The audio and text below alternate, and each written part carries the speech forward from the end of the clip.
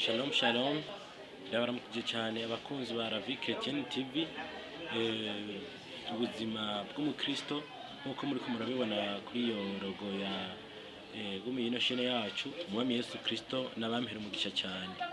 Hama uyu munsi tukaba tugiye kuganira ku iteme nziza cyane muyumvire ko cyane kuko turi mu gihe cy'imibabaro abanga gatinyi cy'ikarema no kuko ari igihe cyo kwibuka urupfu rw'umwami wacu Yesu Kristo. Hama rero tukaba tugiye kubiraba ku gatonya twongera turabe ingene abigishwa biwe bamwe bagiye bararangiza. Rero turabe message twifashisha kandi ndabashimira cyane abantu mumaze kugira subscribe kuri no chaîne, abantu mudukurikira mu partage ibihavugirwa kugira ngo ubutumwa bushishikare kwamamara. Umwami Yesu Kristo nabampezagirire cyane nabampera umugisha. Reka rero ndabere ku butumwa tugiye kuganirirako tugiye kuganirira kugira ngo tubibone neza urupfu ingene abigishwa ba Yesu barangije nibyo tugiye kuganira. Nkuko mubibona murabona yuko twari tumaze kubica kotonya muri no chaîne yacu ya VC TV mu bantu bari muri groupe ya WhatsApp. Reka rero ndatuburondere ubwo butumwa bari bwavuzwe, reka tuburondere tubasomere hama twongere tubiganire ko kandi kabisa bivye ibindi byinshi byo kuvuga Yesu bazoca bandika muri commentaire kugira ngo tuzoce tubizako tuze turabiganira ku mwami Yesu kuzabahezagiye kugira ngo murabona ko ndabishikiriye. Reka tubitangure. Umwami Yesu Kristo nabampezagiriye cyane, umwami Yesu nabampezagiriye cyane. Nkuko rero muri ko murabiraba hano handitse amaherezo y'intumwa za Yesu Kristo. Turahera ku muntu bitwa Petero wo bita Simoni Petero yari uwibetesida i Galilaya, yabambwe ku musaraba acuritse.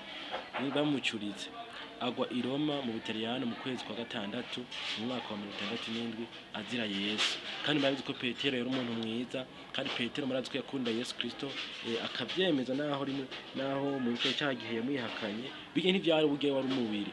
Ariko Yesu amaze kudurwa gahabwa mwemu yera yaramwemanje kwiza ngaho amabamba acuritse.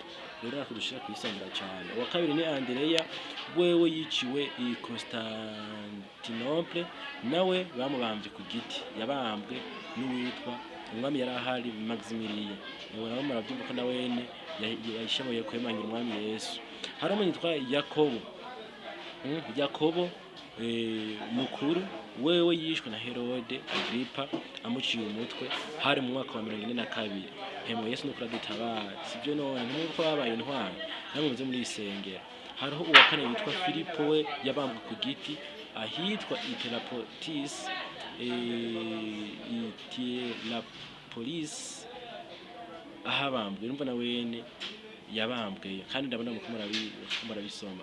Hariho no gatana avuga ati yitwa Barutimayo, bamushishuye urushato ari muzima aho bari bamusanze avuga ubutumwa bwiza. Bamaze kurumukura ko rushato amara iminsi 3 abona atarava, bamukuye ku rushato camwiyumviriwe imibaba. Hari abantu kuri gitibo cyane se bagikoreye Yesu nadutabare natwe gahindura inkomezi. Hariho witwa Matayo no bitware bita Lewu, uyu we yasogoswe impene yicishwa ivyuma. Iyi mibabaro yose muko murayumva. Thomas nawe yatewe amacumu ku murangi izuba riva avuye kuvuga ubutumwa. Nubu mu Buhinde umusozi bamwiciye ko barawumwitirira Saint Thomas. Muravyumva ko babaye intwari, barasize ibintu byiza. Nawe murakwiye rero kuba intwari mugasiga ibintu byiza. Hariho umuntu bitwa rero Tadeyo, baramurashi bamutsinda ahitwa Ifenisi yavuye kuvuga ubutumwa. Mumva ko bose bazira Yesu. Hari bitwa Yakobo mutoya, bamuhanuye ku gasongero ku rusengero yikubita hasi atanguye gusamba, bamushikizako amahiri arapfa. Ibyo byabereye i Yerusalemu. Hariho uwitwa Simoni Zerote yiciwe muri Afrika bamukereye urukero mu mwaka wa 1906.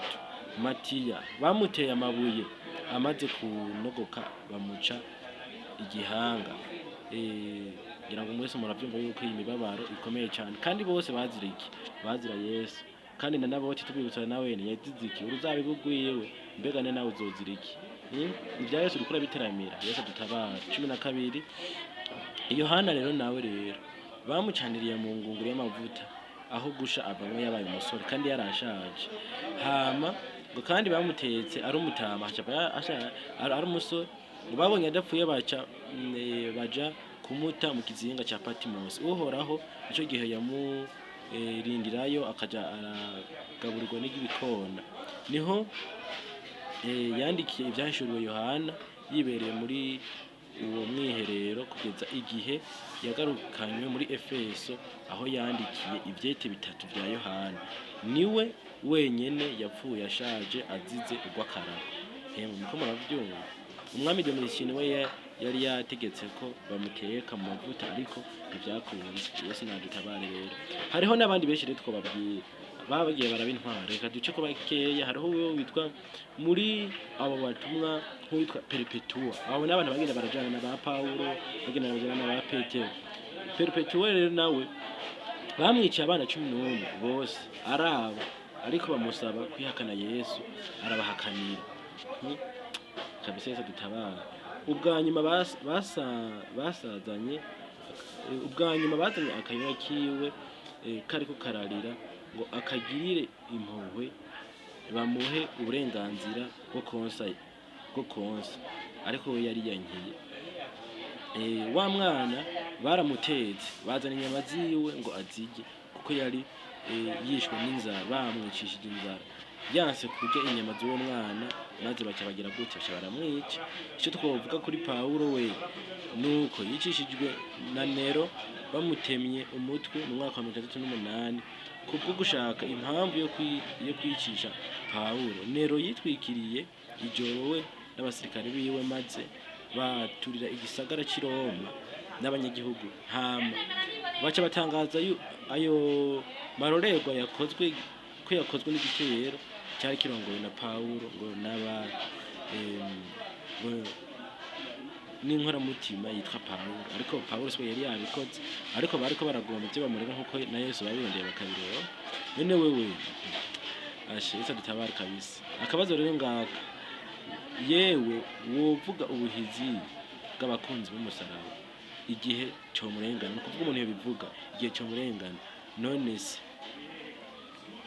mvuge umutama Polikarpo w'imyaka 80, uyo we yabwiye umwami ati ugize ikiga mwana wanje, koko ntinyuke ngo yihakane Yesu wanje naho angeje cyane, ati ntibikabeho.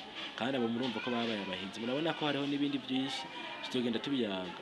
Ariko rero tugomba twirukanye n'ino jambo riri mu Baheburayo igice cya 13 ku murongo w'indwi, havuga ati mwibuke abahora babarongoye kera bakababwira ijambo ry'Imana, muzirikane iherezo ry'ingeso zabo, mwigana ukwizera kwabo.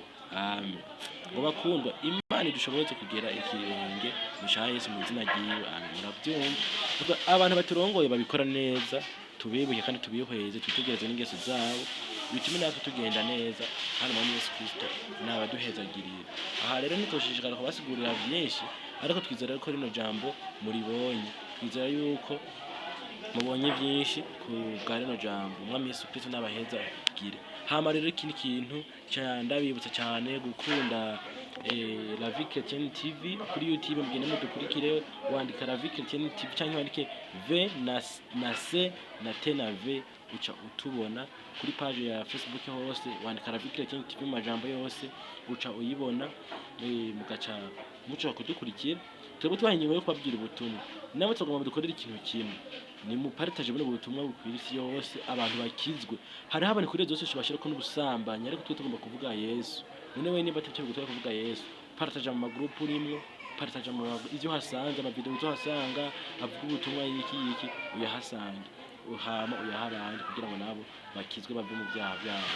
Rero nana amajambo y'Imana dusangiye kuno munsi, twoshishikara kubabwira byinshi, ariko mwami Yesu Kristo nabaduhezagiriye cyane, nabaduhezagiriye cyane, nabaduhezagiriye cyane. Murakoze kudukurikira.